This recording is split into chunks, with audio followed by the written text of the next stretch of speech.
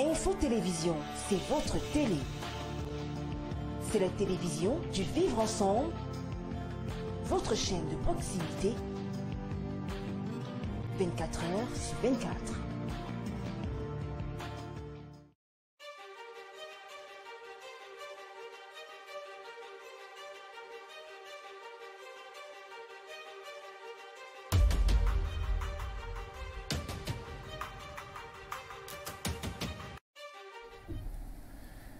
Madame, bonsoir. Messieurs, bonsoir. Très bon début de semaine à toutes et à tous. Et merci d'être avec nous sur les antennes de Info TV, votre télévision de proximité pour le vivre ensemble. Nous sommes rendus à ce début de semaine. Nous souhaitons d'ailleurs qu'elle soit une semaine radieuse pour toutes et pour tous. Et qu'elle vous apporte le bonheur tant attendu. D'ailleurs, qu'elle vous permette d'avoir le meilleur de l'information sur votre chaîne de télévision. Le grand soir de ce jour, nous parlerons d'un événement assez particulier dans le monde politique au Cameroun. Nous parlerons de la limite d'âge. Est-ce une véritable attention de manière particulière pour les députés réunis à l'Assemblée nationale et de l'autre côté pour les sénateurs, pour voir dans quelles conditions pouvoir permettre à ce que des espoirs fusent un peu de partout quant à la jeunesse camerounaise qui aspire à la haute fonction dans notre pays. La limite d'âge est-elle possible? Ça peut être l'objet d'un projet de loi, même si ce jour, 4 projets de loi ont été déposés du côté du Parlement camerounais. Les 4 projets de loi visent donc à permettre au chef de l'État à ratifier certaines conventions internationales. Nous en parlerons forcément au cours de cette tranche d'émission. Madame, merci d'être sur Info TV. Le grand soir, nous ouvrons avec quelques panélistes qui prennent place dans ce studio. Nous commençons par Arnaud Victor Yada. Bonsoir.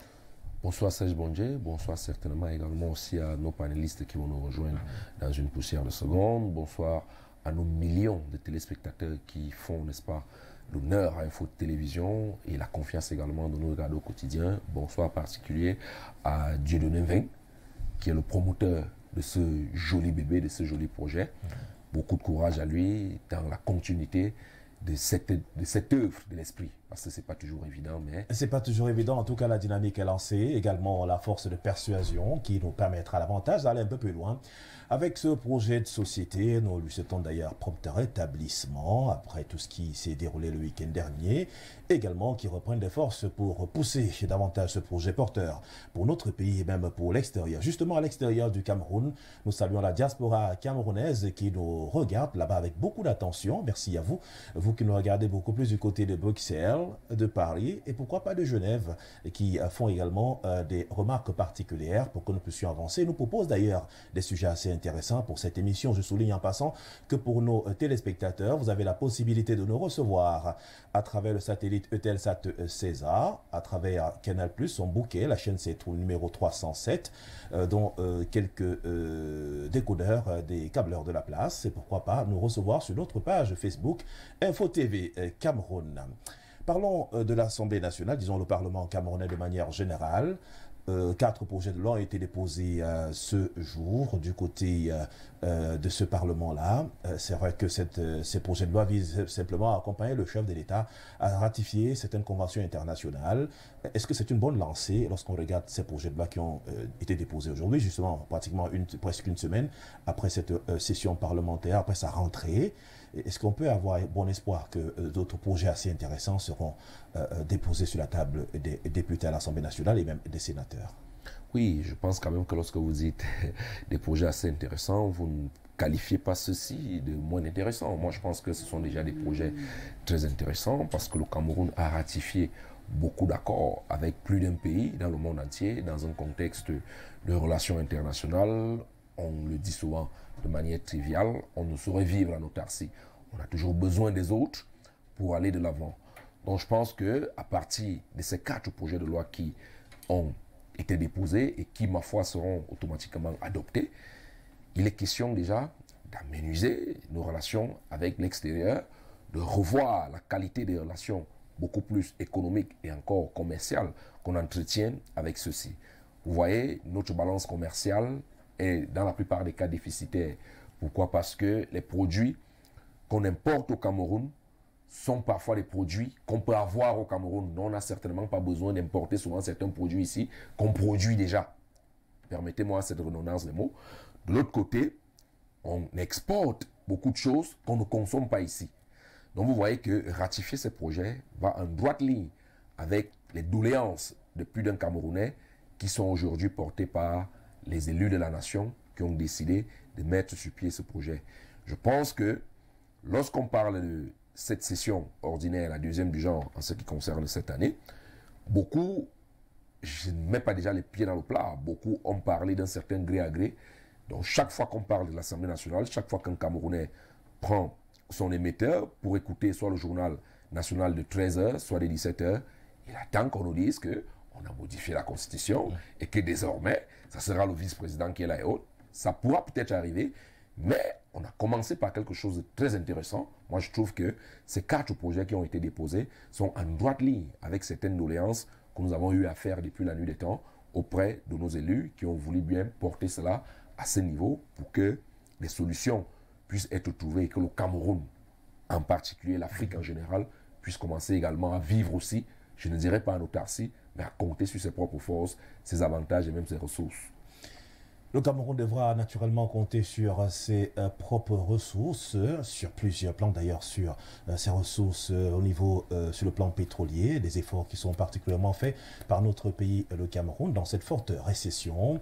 Également dans l'accompagnement des chefs d'entreprise au Cameroun. Tout récemment, le chef de l'État a ordonné le déblocage d'une somme de 25 milliards de francs CFA pour accompagner les opérateurs économiques au Cameroun, ce qui vise d'ailleurs à booster la croissance et à véritablement accompagner l'économie du Cameroun, sans oublier les aides substantielles du chef de l'État visant naturellement la lutte contre le Covid-19 dans notre pays en termes de milliards de francs CFA. C'est donc, d'ailleurs, c'était il y a quelques jours du côté du personnel médical, en présence donc du ministre de l'administration territoriale et de la ministre de l'administration territoriale, voilà, pour la Tangandi qui était et quelques autres membres du gouvernement qui ont fait part de ce don important du chef de l'État. On reviendra sur les chiffres, sans oublier naturellement le plan triennal jeune qui reste un plan spécial très important avec une somme assez aussi importante qui permettra d'accompagner les projets jeunes. Arnaud Victor Yada, ce jour, on va s'intéresser, pourquoi pas, à la constitution de notre pays, le Cameroun, en attendant que nos invités naturellement prennent place. On parle de cette constitution-là, vieille de plusieurs années, le Cameroun pratiquement 60 ans, comme on le dit, au lendemain des indépendances. Beaucoup pensent qu'on pourrait avoir un projet de loi permettant de modifier la constitution, naturellement au niveau du poste, soit de vice-président de la République, soit de la limitation d'âge pour la candidature au sommet de l'État. Est-ce que ces différentes propositions peuvent faire l'objet d'une attention particulière durant le temps que va faire cette session? Oui, merci pour la question. Est-ce qu'ils peuvent? Mais je pense qu'ils devraient plutôt. Rappelons déjà ici à toute fin utile que la constitution pour un pays est ce que la Bible représente, ce que la Bible réellement représente pour les chrétiens et ce que le Coran représente pour le musulman. Il va bien falloir qu'à un moment, lorsque nous vivons dans une république comme celle du Cameroun, qui est une très bonne république, nous ayons certains canaux, nous ayons des bases sur lesquelles nous devons agir par rapport à nos pensées, tout ce qui va avec. Donc il est normal qu'à un certain moment, on fasse parfois un pas en arrière pour essayer de voir si ce qui avait été fait a porté ses fruits. Parce que l'objectif ici est de voir les Camerounais être dans une atmosphère de paix, de développement, d'épanouissement. Alors je pense que lorsqu'on met sur pied des institutions par le biais d'une constitution, cela va en droite ligne dans ce que j'étais en train de vouloir expliquer. De l'autre côté, ce sont des hommes qui font la constitution. Et la constitution tient compte du temps et de l'espace. Du temps dans la mesure où les mentalités sont évolutives. La constitution qui a eu en 1972 a tenu compte de certains aléas, tant sur le plan économique, tant sur le plan politique. Il est vrai que cette constitution était déjà aussi objective, qui pouvait déjà commencer à avoir beaucoup d'années en avance. Elle a subi des modifications en 1996, lorsqu'on a modifié celle-ci, celle de 72. Voyez-vous, je vais m'appesantir sur un indice particulier. La constitution de 72 voulait bien que la vacance du chef de l'État soit assurée par le Premier ministre. Ce qui fut le cas avec M. Paul Biya qui préside aux destinées du Cameroun jusqu'ici. Mais la constitution de 1996 voudrait plutôt que ce soit le président du Sénat, encore qu'à l'époque on n'avait pas le Sénat, l'une des deux chambres de notre Parlement. Aujourd'hui on a le Sénat. La Constitution voudrait donc aujourd'hui que si jamais le président n'est pas là, que ce soit le président du Sénat qui le remplace pour une durée déterminée par la Constitution, qui organise les élections sans toutefois pouvoir se présenter. Donc je pense que la Constitution tient compte de beaucoup de paramètres, en l'occurrence le temps et l'espace. Il est venu aussi le moment de modifier même la Constitution du Cameroun. Pourquoi? Parce que, compte tenu du contexte actuel, des guerres et des guerres qu'il y a depuis pratiquement 4 ans, il faut le dire ainsi, du côté du nord et du sud-ouest. Et surtout vu les multiples crises que traverse notre pays. Tout à fait. Je vais laisser le Covid-19 de côté. Je vais parler justement de la crise dite anglophone, entre guillemets. Il faut comprendre qu'à un certain niveau, c'est des frustrations qui peuvent amener cet état de choses. Il est donc temps, dans un souci d'apaisement, d'essayer de modifier cette constitution qui est faite par les hommes. Parce que ce n'est pas Dieu qui descend du ciel pour venir établir les textes. Ce sont les hommes, avérés avec une intelligence que Dieu leur a donnée, pour écrire des textes. Il est normal à un certain moment qu'on les modifie. Mais aussi, il y a quelque chose de très intéressant dans la modification de la Constitution, c'est que, en principe, lorsqu'on met sur pied des institutions, c'est pour le bien du peuple. Ce n'est pas pour satisfaire un individu particulièrement. Mais on a l'impression que la modification de la Constitution ou des constitutions en Afrique vise à satisfaire, dans la plupart des cas, un individu. Vous allez vous rendre compte que dans 90% des cas, lorsqu'on a eu à modifier la Constitution, c'était pour favoriser le président qui était là de rester ad vitam aeternam, autant pour moi au perchoir. À partir de là, donc, on se pose la question de savoir si la Constitution est là pour aider la nation ou pour aider un individu. Ça peut donc être l'objet de beaucoup de crises qui peuvent naître, en l'occurrence, des guerres et des guerres.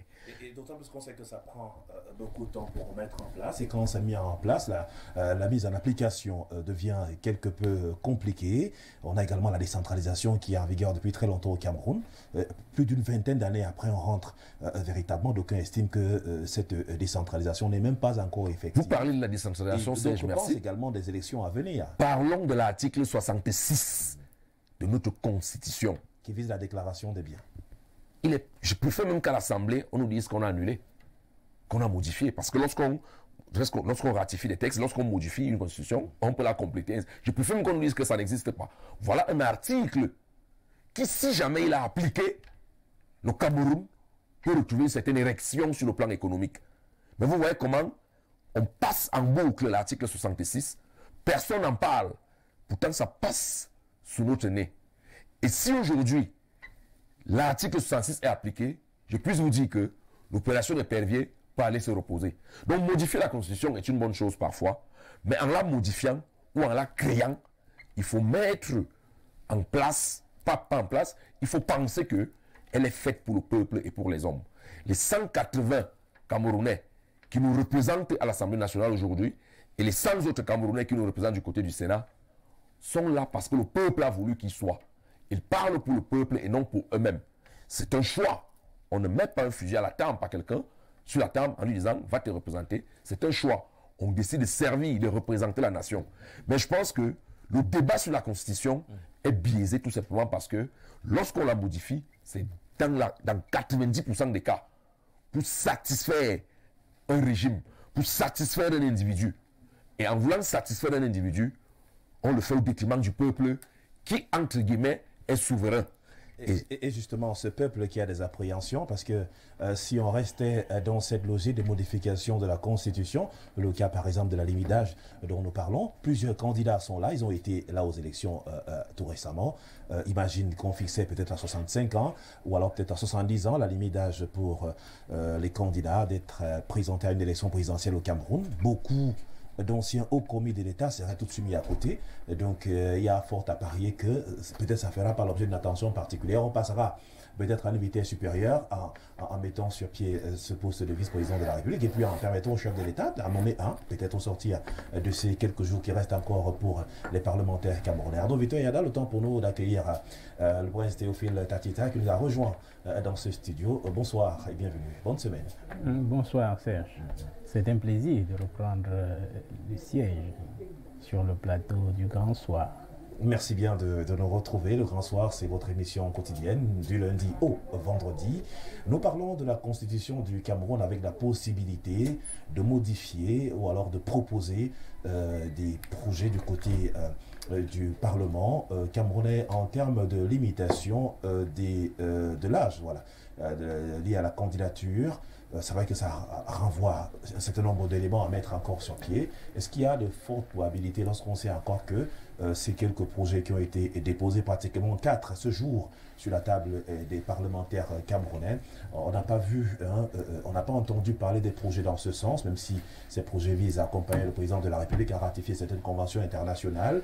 Est-ce qu'aujourd'hui, à fort à Paris, il y aurait eu une possibilité, où il y a une urgence de modifier la constitution du Cameroun sur des points aussi délicats que cela? Arnaud Vitoyada a parlé de l'article 66 de cette constitution qui n'a jamais été respectée. Aucun membre du gouvernement n'a vu de manière ouverte, a fait une déclaration des biens au sortir de là. On regarde bel et bien s'il a augmenté en termes d'avoir ou peut-être qu'il a réduit, ce qui permettait d'envoyer l'opération épervier un tout petit peu se reposer. Est-ce qu'il y a des possibilités aujourd'hui que l'on puisse par exemple modifier au niveau de la loi fondamentale en permettant aux candidats d'avoir un certain âge? D'aucuns parlent de 65 ans, d'aucuns parlent de 70 ans. D'office, les hauts commis de l'État, beaucoup d'entre eux seront mis de côté. Bon, c'est un peu amusant. On se demande si les gens vont bien scier la branche sur laquelle ils sont assis. Et pourquoi ne pas commencer par limiter l'âge pour le président de l'Assemblée nationale, pour donner le bon exemple, avant de toucher du côté de l'exécutif. Mais pour ce qui concerne la modification de la Constitution de façon générale, je crois que c'est du bon droit et ça entre dans les missions, que ce soit des députés, du président de proposer les lois ou bien de passer par le référendum. Donc c'est normal dans la vie d'un État qu'à un moment donné, on peut voir qu'il y a des textes qui sont devenus obsolètes et qu'il faille les modifier.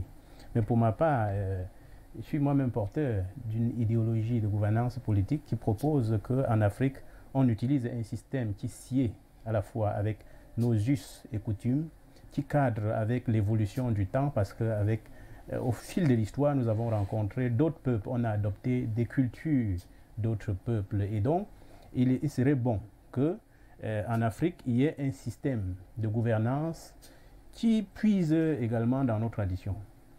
Et à ce niveau, vous voyez qu'on a souvent eu un conflit, parce que de mon point de vue, le président de la République, par exemple, a été chef de l'État pendant un bout.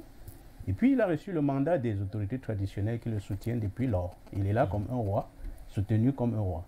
Alors, il est resté assez longtemps. Quand on regarde son âge, c'est presque comme une malédiction de voir des enfants s'opposer à un patriarche. Et on a bien vu que lors des dernières échéances, il ne se gêne plus pour faire la campagne électorale parce que ce n'est pas utile. Et puis, ça fait beaucoup de dépenses.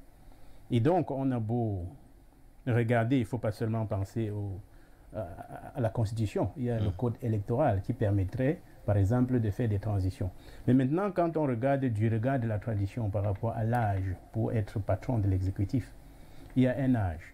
Il y a un âge comme 72 ans, par exemple. On dit à partir de 72 ans, tous ceux qui sont dans le village accèdent automatiquement dans la caste ou dans le rang des patriarches. On les appelle les sépareurs de lutte. Alors, quand vous voyez avec ce que nous vivons, la démocratie copiée ici et là, on trouve des parents, des grands-parents parfois, qui se donnent des coups de poing à la télé, des coups de gueule. La politique est devenue une affaire de qui insulte le plus. Vous voyez qu'à un moment donné, il faudrait qu'on fasse la part des choses. La politique politicienne, avec des coups de gueule, ce n'est pas bien fait pour les personnes d'un certain âge. C'est-à-dire qu'au plan traditionnel, pour être dans l'exécutif, parce que l'exécutif est comme un employé. Alors, il n'est pas admis traditionnellement que quelqu'un au-delà de 72 ans soit à la traîne, fasse l'objet de campagnes, de contestations, parce que c'est indigne. Vous avez vu le souci de nos compatriotes de la diaspora, c'est décider de poursuivre un patriarche. C'est à peine de la malédiction. On voit des enfants qui courent après un grand-père, ils veulent le menacer, le menace, c'est-à-dire quelqu'un qui est parti pour sa santé, pour prendre des soins, est poursuivi par des petits-enfants. Est-ce que le problème n'est pas au niveau de ce que certains Camerounais, certains citoyens ont comme l'impression que peut-être justement le patriarche, autour de lui, il n'y a pas des personnes qui appliquent véritablement sa politique et qui peuvent rassurer Est-ce que ce n'est pas une volonté pour ces jeunes-là de sentir un changement dans la manière de faire? Non, je dis, le geste des jeunes, c'est tout à fait normal. C'est-à-dire que quand vous avez beau refouler, ceux qui ne se sentent pas bien, à un moment donné, ils vont faire des réclamations. C'est la forme. C'est-à-dire que si on avait appliqué ce qui se fait au niveau de la tradition, dans le système collégial que nous proposons, par exemple, on ne peut pas être président de la République pendant plus de 9 ans. C'est-à-dire que quand vous regardez aux États-Unis, Obama, ou quand vous voyez Sarkozy, vous voyez Macron tout récent, qui est le chef de l'exécutif en France, en très peu de temps, il a beaucoup vieilli. Prenez seulement le cas d'Obama. C'est-à-dire qu'un président, c'est comme un directeur de l'entreprise Cameroun. Il doit être sur le terrain à tout moment. Or, et ce n'est pas ce que nous vivons en Afrique. Les présidents sont presque des rois. Et un roi, ne vous attendez pas à ce qu'il soit démis de ce, sauf s'il est volontaire pour quitter le pouvoir. Donc, tout est fait pour que, lorsque la limitation n'est pas faite... Est-ce que cela n'est pas un handicap dans le jeu véritable de la démocratie au Cameroun, à voir qu'à chaque fois, on peut modifier pour changer, on peut proposer des lois qui visent à améliorer quand même l'appareil gouvernemental et même l'appareil électif au niveau de ce qui pourrait être fait par les CAM, entre autres, parce que d'aucuns pensent à la modification du code électoral depuis fort longtemps. Pourquoi ça fait peur? Est-ce qu'on ne peut pas modifier et surtout admettre certains points assez essentiels qui vont permettre d'avoir une élection libre, juste et transparente? Je dis, pour ma part, nous avons creusé la situation. Et je peux avouer que j'ai moi-même fait de la politique. En 2011, j'étais porte-parole d'un candidat, d'une candidate, une femme qui est une des sommités de l'économie au Cameroun, qui fut directrice générale de la SNI. Alors, à ce moment, certains qui sont des leaders politiques, en ce moment, étaient à la mangeoire, comme on le dit couramment. Donc, ce que nous proposons, c'est de faire un peu, comme on dit, de l'aggiornamento. Il faut tout balayer, il faut reprendre, laisser le système copier chez les autres et adopter un système qui sied avec notre culture. Ce que nous proposons, par exemple, c'est un système tricaméral. C'est-à-dire qu'à l'Assemblée nationale, vous ayez non seulement les députés, les sénateurs, mais une chambre qui soit une chambre patrimoniale à laquelle peuvent siéger les chefs traditionnels. Et vous voyez que tant que les chefs traditionnels n'auront pas une chambre, un espace, une plateforme pour s'exprimer, ils vont faire concurrence aux hommes politiques. Et du coup, il y a chevauchement entre ces systèmes traditionnels qui est très prégnant par rapport à la gestion de notre pays et le cadre d'expression libre, n'est-ce pas, de tout citoyen qui n'a pas eu la chance, ou du moins qui n'a pas reçu la charge d'avoir directement une communauté sous sa directive, sous ses directives. Donc, ce que nous proposons, c'est qu'il y ait une chambre, par exemple, on a les députés, on a les sénateurs, il y a la chambre patrimoniale et il y a aussi ce qu'on appelle l'observatorium, qui est l'observatoire social, dans lequel on trouvera des journalistes, des hommes qui sont dits de la société civile aujourd'hui, qui sont doués, des personnes qui font la critique, n'est-ce pas, de la vie de la société. Alors, c'est à ce niveau-là et dans ce cadre qu'on pourra développer ce qu'on appelle l'opposition critique, où pourront s'exprimer ceux qu'on appelle aujourd'hui qui font partie de la société civile. Et puis vous voyez que c'est assez incongru, une histoire de société civile. Nous faisons tous partie de la société civile, mais certains se détachent et croient avoir le monopole de la bonne lecture, alors qu'il n'en est rien du tout. Et certains donc vont se débiner de la chose politique et prétendre qu'ils sont apolitiques. Au plan traditionnel, justement, toute personne qui ne peut concourir à la gestion de la cité doit être à la limite excommuniée, boutée hors de la société. C'est-à-dire, traditionnellement, vous ne pouvez pas dire, dans la maison, tout le monde doit prendre part au maintien de l'hygiène, ça, c'est peut-être contribuer. Est-ce que ça peut être applicable à tous les niveaux? Si on adopte, parce que quand on parle de la Constitution, dans la Constitution, ce système que nous proposons, par exemple, on dit l'inscription sur les listes électorales se fait de façon automatique. C'est-à-dire quand vous avez l'âge de voter, on vous appelle seulement pour venir retirer votre carte d'électeur. Et vous voyez qu'il y a des partis ou des jeunes au Cameroun qui ont émergé en politique parce qu'ils couraient partout pour demander aux gens de s'inscrire. Alors, et dans ces systèmes, comme on fait les contrôles pour l'assurance, pour les cartes d'identité, on vous demandera, quand vous avez un certain âge, on vous demande de présenter votre carte d'électeur. Et donc, vous voyez que ça devient automatique, c'est-à-dire qu'il y a une véritable machine derrière et qui puisse permettre aux gens de s'aligner, comme on dit. C'est-à-dire que pour ne pas... Vous devez vous prononcer. Et par exemple, dans ce système, pour prendre la parole dans un média comme ceci, vous devez présenter à la chaîne votre carte d'électeur. Parce que quand on prend la parole, on influe sur la pensée. Mais est-ce que lorsqu'on met des verrous comme ça, on ne va pas faire appel aux libertés, les droits, entre autres, et si il y aura des revendications de part et d'autre, on peut conditionner cette manière de travailler. Ça va être bien compliqué. Il n'y a pas si vous permettez, il n'y a pas de liberté sans devoir, n'est-ce pas? On vous dit, vous pouvez faire ce que vous voulez, mais à la limite du permis. Je reviens à vous, le temps de également repréciser que tout à l'heure, c'était au cours de 17 heures, le chef de l'État a signé d'importants décrets, notamment un décret présidentiel qui nomme les membres du Conseil supérieur de la magistrature et leur secrétaire et son secrétaire général. Donc les textes sont disponibles, ils ont été signés cet après-midi par le président de la République, le chef de l'État, son Excellence Paul Biya. Arnaud Victor Yada, pour un statut, je reviendrai à vous. Arnaud Victor Yada, on parle probablement de cette limite d'âge, parce que ça intéresse beaucoup le grand public, notamment même l'opposition camerounaise. Est-ce que si on venait à mettre en application cette loi, peut-être si on venait à la voter et qu'elle devenait effective dans notre pays, le Cameroun, on a beaucoup de classiques du régime qui seront déjà mis de côté, parce qu'on a bien des jeunes qui sont là, qui ont la quarantaine, qui ont la cinquantaine, d'autant plus que le chef de l'État avait pratiquement le même âge lorsqu'il a pris le pouvoir. Donc on pense que cette loi viendrait écarter pratiquement une certaine classe, une certaine caste politique au Cameroun, et qui n'auront plus véritablement le droit à la revendication et le droit à la participation pour une élection présidentielle. Peut-être c'est aussi l'occasion de penser qu'il doit avoir une certaine pépinière qui peut venir en renfort. Il faut déjà rappeler ici que le régime en place est épuisé. Il n'est pas épuisé parce qu'il n'a rien fait. Moi, je ne suis pas de ceux qui pensent que le régime n'a jamais rien fait. Le régime a fait ce qu'il pouvait. Actuellement, il y a beaucoup à faire. Je ne suis pas de ceux qui pensent que le régime est essoufflé, parce qu'en principe, lorsqu'on est essoufflé, on jette l'éponge. Le régime est épuisé dans la mesure où la presque totalité des gens qui nous gouvernent ont un certain parcours, ont un certain âge. Vous avez fait très bien de préciser au niveau de votre question que lorsque ces gens entraient aux affaires, ils étaient tous jeunes. Donc on commençait à être fonctionnaire à 22 ans. Au jour d'aujourd'hui, la moyenne d'âge des gens, des décideurs du Cameroun, tourne autour de 70 ans. Et je pense qu'à partir de là, je pourrais peut-être emboîter, j'aurais dû emboîter le pas à M. Tatita, mais il y aura un problème dans la troisième chambre qu'on va créer, cette chambre patriarcale, parce que la diversité des traditions qu'il y a au Cameroun ne va pas favoriser cet état de choses. Parce qu'il faut bien voir que dans certaines régions, naturellement comme la région de l'Ouest, la région du Nord, de l'extrême Nord et autres, la manière avec laquelle on prend l'aspect traditionnel n'est pas la même qu'on prend l'affaire au niveau du centre, où le politique a à un certain moment eu de l'emprise sur la tradition au point où vous pouvez bien voir un monsieur qui n'était rien au village, qui ne sait rien du village, qui a passé le temps à vivre en Europe. Lorsqu'il vient au Cameroun, il est nommé un poste de responsabilité, il devient un patriarche. Donc cet état de choses risque de plomber cette brillantissime idée.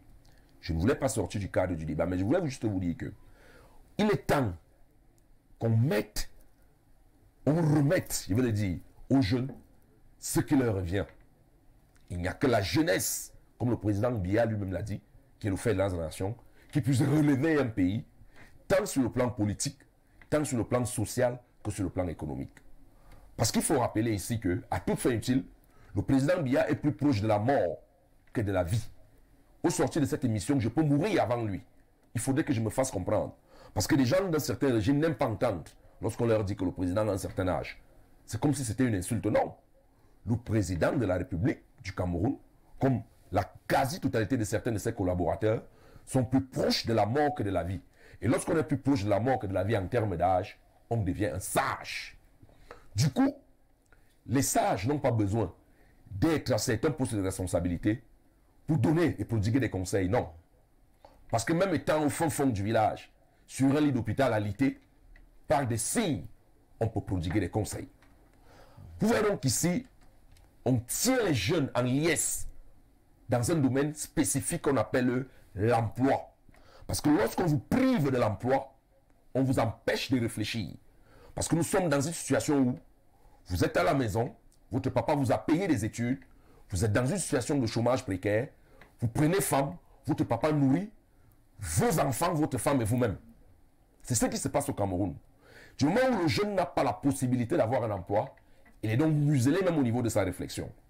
Ça fait que le jeune devient pratiquement un mendiant qui, lorsqu'il a même une idée à développer, est buté pour les problèmes de faim. Pourtant, il est venu le moment de libérer les énergies, comme certains partis politiques aiment bien le dire ici. Je ne veux pas me prendre pour leur porte-parole ici sur le plateau, mais je pense que le concept là, je peux me tromper, part du fait que nous avons des énergies à nous, mais on ne peut pas s'exprimer. J'aimerais bien qu'on dise aujourd'hui que l'âge limite, qui est aujourd'hui de 35 ans, reste 35 ans, je ne veux pas qu'on exclue les gens d'un certain âge qui ont beaucoup d'expérience à apporter, mais il est temps aussi, comme ça se passe ailleurs, que nous voyons un jeune de 49 ans, de 50 ans, de 30 ans, de 35 ans au perchoir, entouré maintenant tout autour de lui, des gens d'un certain âge, à certains postes, qui peuvent l'amener donc à voir le Cameroun d'une autre façon. Pourquoi? Parce que lorsqu'on vous dit économie numérique, ce n'est pas l'affaire des vieux. L'économie numérique n'est pas l'affaire des vieux. Au-delà de tout, il faut voir lorsque un papa a un Android à la maison, la manière avec laquelle il devient un bébé. Ce n'est pas leur histoire, ce n'est pas de leur ère. Ainsi va la politique, ainsi va l'économie, ainsi va la vie. Donc il est temps aussi à un moment qu'on cesse de museler le jeune et qu'on libère le jeune, qu'on donne l'emploi au jeune. Parce que lorsqu'un jeune a l'emploi, il est libre. Il est libre de parler, il est libre de penser, il est libre de réfléchir. À partir de là, les jeunes vont s'intéresser à la chose politique. Parce que jusqu'ici, on va vous dire, les jeunes, c'est l'alcool. Non. Si il faille qu'on modifie la Constitution et qu'on limite l'âge, qu'on donne la possibilité aux jeunes de s'exprimer, il va aussi falloir que lors d'une élection présidentielle, Cabral Libi et Matomba ne soient plus des exceptions. Père son âme, Adamou Damjoya était un homme d'un certain âge. C'est des gens qui ont bâti la politique au Cameroun. Le président Paul Biya, il est là, il était parmi les 9 candidats, il est un homme d'un certain âge. Vous avez vu la verve de ces jeunes candidats qui étaient là, Joshua Oshi, Matomba, Cabral, Difo, Père son âme. C'était bien. Mais ça a été buté par quoi? Le taux d'abstention. Vous pensez que s'il y a autant de jeunes engagés dans une élection présidentielle, au cas du Cameroun, pensez qu'il y aura beaucoup d'engouement, il y aura une forte de participation? C'est justement ça. Parce qu'on a l'impression que c'est un vieux CD rouillé. Avec des gens d'un certain âge, avec des mêmes noms qui sont devenus redondants. Donc il est temps quand même qu'on libère le jeune. Et la meilleure manière de libérer le jeune, c'est de donner l'accès à l'emploi. Parce que ce que je dis est important, je ne sors pas du sujet, Serge. La chose la plus délicate à trouver au Cameroun actuellement, c'est l'emploi. On tient les jeunes en liesse avec le problème d'emploi. Et si on modifie la Constitution aujourd'hui, on vous dit désormais, les jeunes de 30 ans peuvent se présenter. Vous serez buté à quelque chose qui cause des problèmes à Cabral Libi aujourd'hui. La caution.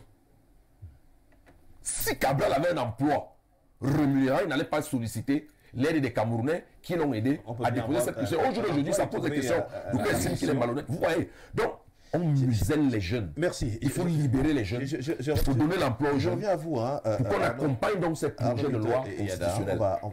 Je souligne en passant que le président de la République a signé d'importants textes ce jour, nommant les membres du Conseil constitutionnel et le secrétaire général. On peut donner quelques noms. Donc, ces textes qui nous parviennent donc à l'instant. Personnalité désignée par l'Assemblée nationale. Donc, c'est au niveau des membres titulaires. Vous avez Ali Mamouda, Essomba Bengono Angélbert Alain, et personnalité désignée par la Cour suprême, Mesdames Mekoulou Kouné-Gonde Christine, épouse Ngoti, Fofong Nadoung, épouse Waka, et Monsieur Manga Moukouri, et puis au niveau des personnalités désignées par le président de la République, Monsieur Ekonona Albert, et puis membre suppléant du Conseil constitutionnel pour 5 ans, à personnalité désignée par l'Assemblée nationale, Abbé Michael Indra, et puis mesdames Goni Mariam et Ngo ici Rolande Adèle, et autres personnalités désignées par la Cour suprême, Madame Thiam Ondo, épouse Mengeme Zomon, Messieurs Djumbe Ernest Djumbe, et puis Oumarou Abdou, sont plus personnalités désignées par le président de la République, M. Amadou Ali. Voilà, donc c'est un décret qui a été signé cet après-midi par le chef de l'État du Cameroun, son Excellence Paul Biya. Tatita, forcément, vous aviez, Prince, une observation à porter. Je vous ai observé un petit moment, beaucoup regardé Arnaud Victor Yada dans son déroulé. Forcément, il y avait des éléments à relever. Donc, il a commencé par dire qu'on pourrait avoir un problème dans la mesure où, au Cameroun, la culture n'est pas la même. Mais je commence par dire qu'on parle du système collégial. Collégial, ça veut dire on fait ensemble, on tient compte des différences, des identités, et on voit dans quelle mesure construire un esprit, une identité nationale camerounaise. C'est-à-dire que nous avons hérité le Cameroun de la colonisation.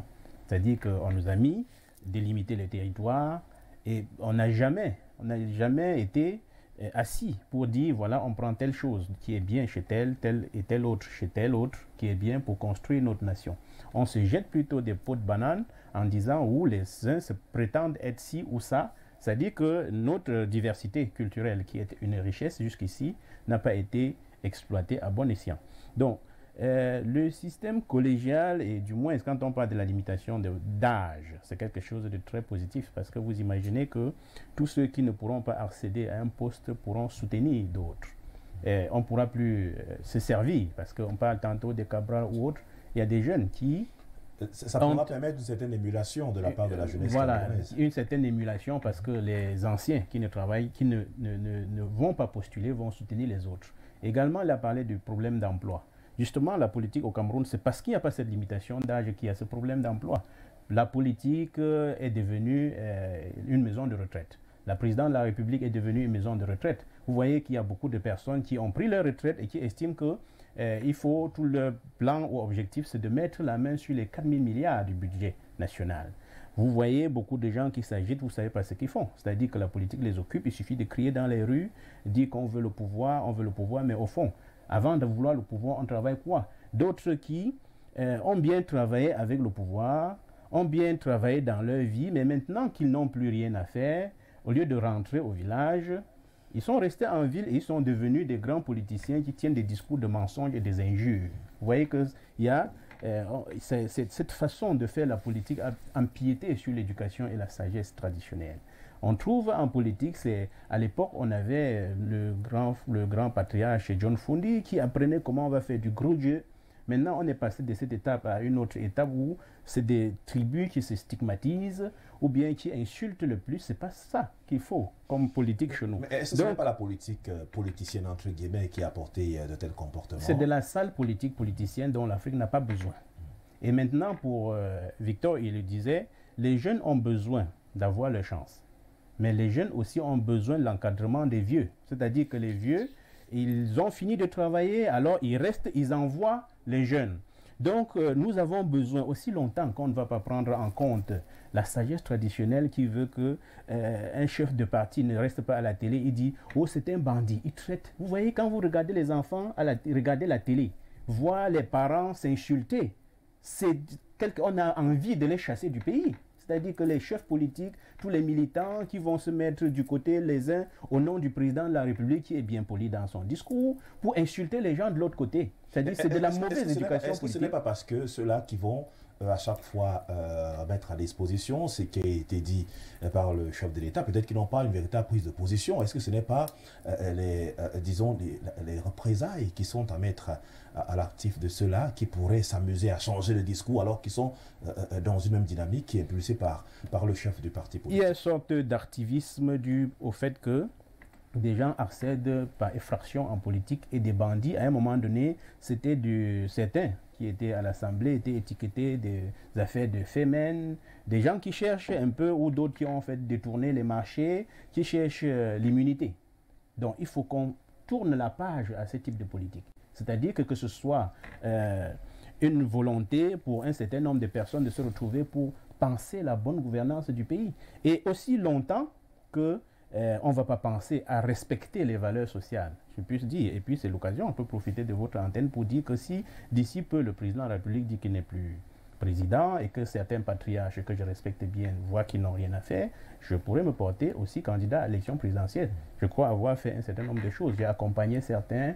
Et donc, il faut retenir que les jeunes doivent pouvoir s'exprimer, mais dans le respect. C'est-à-dire pour accompagner. Je suis tout à fait d'accord avec Victor qui disait il n'est pas de ceux qui pensent que le système n'a rien fait. On ne peut pas dire qu'on n'a rien fait. Les gens sont restés. J'ai eu à côtoyer un certain nombre de personnalités, voire des membres du gouvernement, de très proches. Quand vous voyez ces personnalités ne respirent pas, non pas une minute pour eux. Je rentre dans le cadre de mes services.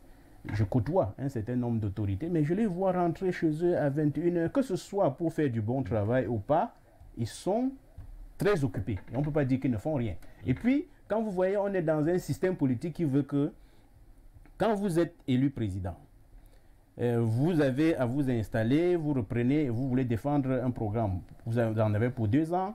Ceux qui n'ont pas eu le programme sont actifs pour vous combattre. C'est-à-dire que non seulement vous avez à gérer le pays, mais vous avez aussi à vous protéger de tous ceux qui sont toujours en train de jeter les cailloux. C'est-à-dire, il y a une élection, il y en aura dans 7 ans. En tout cas, la vie, c'est pas il y en aura dans 7 ans. À ce stade de la vie sur le plan politique, c'est pas un long fleuve tranquille. Aucun homme politique ne s'est assis au pouvoir. Il y a eu toute la paix du cœur et la paix de l'esprit. Mais je dis justement qu'il ne faut pas que nous on copie cette mauvaise façon de penser. Si vous voulez, prenons l'image de ce qui s'est fait en Occident.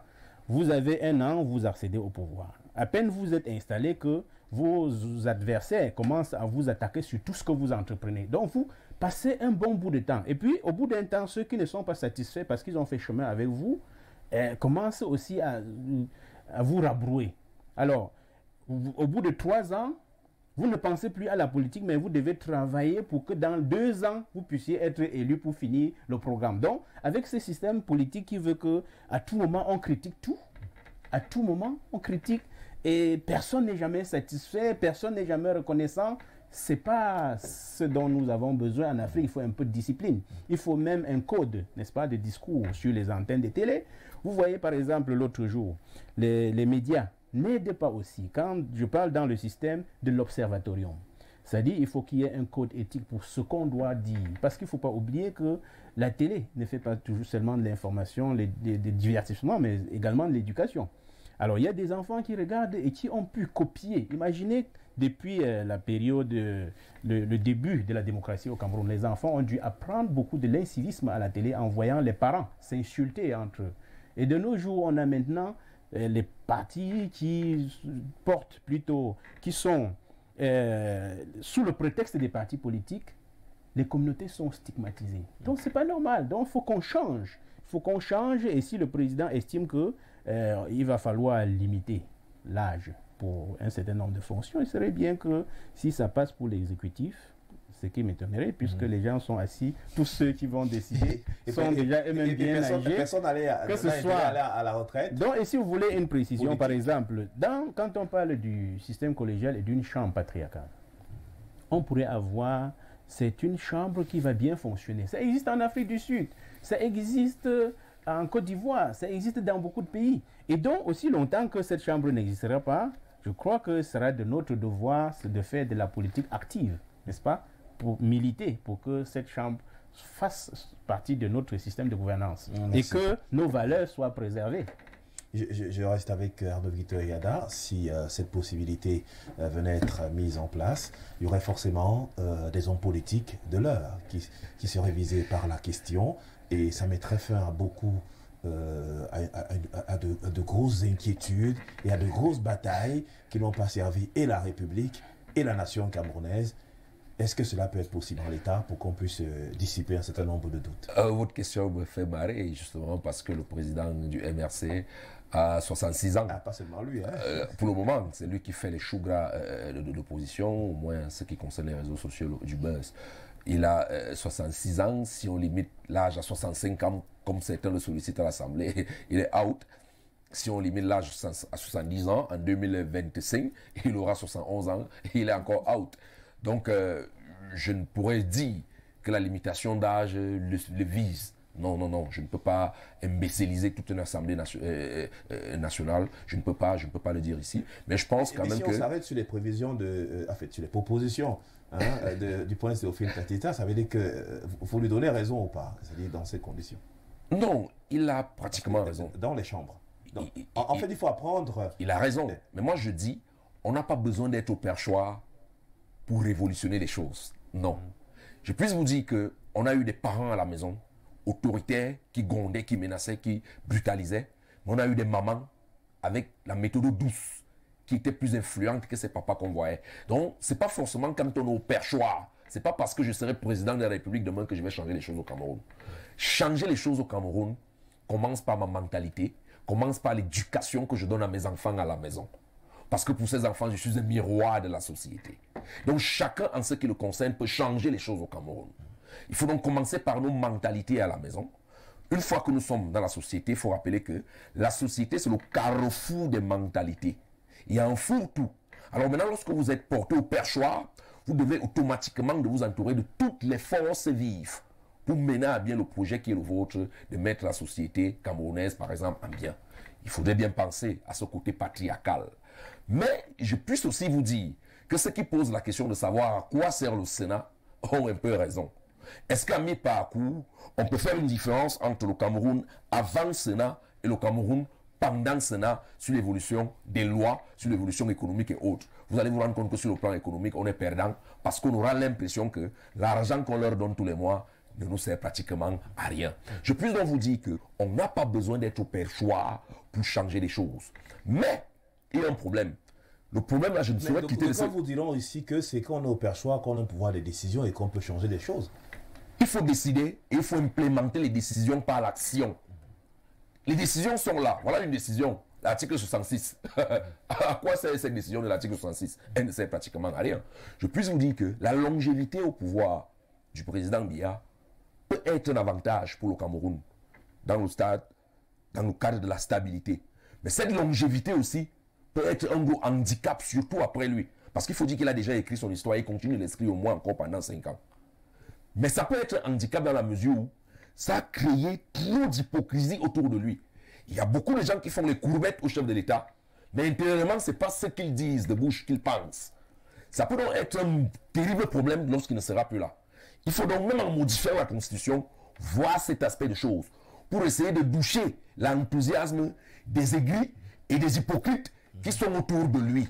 Je parle comme un jeune qui espère être encore là pour longtemps dans ce Cameroun pour voir ce pays être émergent comme le président le sollicite. Mais je puis vous dire que le fait aussi d'être là longtemps, non seulement ça a empêché certains qui rêvaient d'être là, parce que je puis vous dire qu'à partir de 2011, beaucoup de Camerounais croyaient que le président, avant que la constitution de 2008 ne soit modifiée, n'allait plus se présenter. Et beaucoup de partis politiques sont même nés du fait qu'ils savaient qu'il n'allait plus se présenter. Le fait qu'il se présente, ne regardons pas la face positive où on dit Paul Biya toujours Shoga, mais regardons aussi la face où d'autres disent Paul Biya encore toi. Donc ça peut créer des frustrations qui, si jamais on décide de modifier la constitution, il faudrait qu'on prenne le volet spirituel, le volet anthropologique. Parce qu'il ne faudrait pas qu'on reste sur le cadre purement légal. C'est bien, je ne suis pas juriste, je n'ai rien contre. Au contraire, le Cameroun a un armada de juristes à nul autre pareil. Je puis vous dire que si on ne prend pas le volet spirituel et anthropologique dans la modification des lois par rapport à ce qui peut se présenter, parce que rappelez-vous que ce qui s'est passé en Côte d'Ivoire, c'est justement parce que, au fait, à mi-temps de temps, il y a eu donc beaucoup de choses qui se sont passées tout autour. Ce qu'il y a en Côte d'Ivoire en 2002, c'est justement, les causes lointaines, c'est la longévité au pouvoir d'un roi et même d'un dieu qui était le dieu au fouet. Parce qu'aujourd'hui, nous n'avons pas un président de la République, nous avons un roi qui est un dieu. C'est pas le cas de l'ex-Zaïre, hein, c'est-à-dire la RDC. Tant de choses. Donc plusieurs patriarches africains sont restés pendant longtemps au pouvoir, mais les situations, ou disons plutôt les contextes sociopolitiques, voire économiques, ne sont pas les mêmes. Hein. Ils ne sont pas les mêmes, c'est vrai. À une époque, on pouvait avoir certaines réalités, mais aujourd'hui, il y a une certaine manière de voir, de concevoir la politique avec des enjeux qui nous entourent pour la paix et la stabilité dans certains pays. Donc il y a des choses qu'on peut... Oui, je sors par là en disant que je félicite le peuple camerounais qui est mature. Mais attention, ça peut être une maturité d'apparence. Parce qu'il y a tellement d'aigreur au fond des Camerounais qui, à un moment, c'est comme un abcès qui est déjà là, qui risque d'exploser. Mais qu'est-ce qu'on fait de l'abcès? On met de l'huile tous les jours, on le caresse. Alors là, un enfant pourra passer avec une petite aiguille qui va percer l'abcès et ça va aller dans tous les sens. C'est une caricature qui aura du mal à être... je ne souhaite pas que ce soit le cas, Serge Bondier. Je suis en train de dire que... Les Camerounais sont un peuple pacifique. On a vu plusieurs événements... Je ne suis pas en train de souhaiter cela. Je fais juste un état des lieux. Le président de la République est même conscient de ce que je dis. C'est pourquoi vous allez vous rendre compte que depuis un temps, on injecte les jeunes dans la prise de décision. Tout à l'heure, j'ai suivi le nom de Roland ici. J'ai manifesté parce que je suis content. Vous voyez que le président a ce souci. Parce que lui-même, je sais, comprend qu'à un moment, autour de lui, il est entouré des satans. Je dis bien, je pèse mes mots. Parce que, je le disais ici hier, sur notre tribune, le président pense, il met sur pied, mais qu'est-ce qui se passe au niveau de la mise en application? C'est que des gars, le président dit 10 quand ils arrivent sur le terrain, et il dit c'est 1. Donc il faudrait bien qu'on puisse gérer ces aléas-là, pour que le Cameroun reste ce qu'il est aujourd'hui, un îlot de paix. Et je me dis que le président a ce souci. Il se dit, on m'a donné ça dans la paix, il faudrait bien que je parte et je laisse en paix. Mais en modifiant les lois à l'Assemblée nationale, il faut prendre en compte les aléas de société, les aléas spirituels et les aléas surtout et surtout anthropologiques. Merci Théophile Tatita. On va sortir forcément de l'émission. Vous avez la dernière réaction pour ce qui concerne ce sujet délicat que nous avons choisi aujourd'hui. Oui, donc pour revenir sur votre observation concernant les candidats qui sont des potentiels candidats ou les chefs des partis politiques qui pourraient être éliminés. Mais ça remet le débat sur la table parce que certains ont argué que le président de la République était assez âgé. Mais oubliant que ceux qui convoitent le pouvoir sont également âgés. Et donc, quand on parle de changement, c'est un changement générationnel. Merci. Donc, on vous a observé. En tout cas, on reviendra sur la thématique très bientôt. Madame, Messieurs, merci de nous avoir suivis. Rendez-vous demain lorsqu'il sera 18h. Au revoir et restez sur Info TV.